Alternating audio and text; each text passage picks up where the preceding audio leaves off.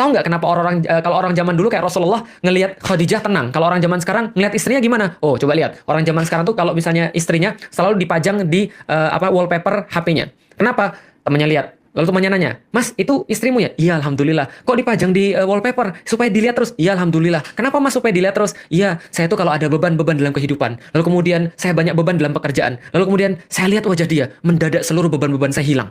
Wah, luar biasa. Berarti istri ini keren. Bukan. Karena ketika saya melihat dia, inilah beban saya yang paling berat. Saya jadi keinget. Sehingga saya yang lain beban-bebannya jadi nggak kelihatan dan nggak terasa gitu kan ya. Jadi kalau seandainya ada istri-istri dipajang pada zaman sekarang, itu cuma untuk mengurangi beban yang lain. Karena inilah beban terberat. Itu yang membuat orang jadi tidak nyaman di rumah.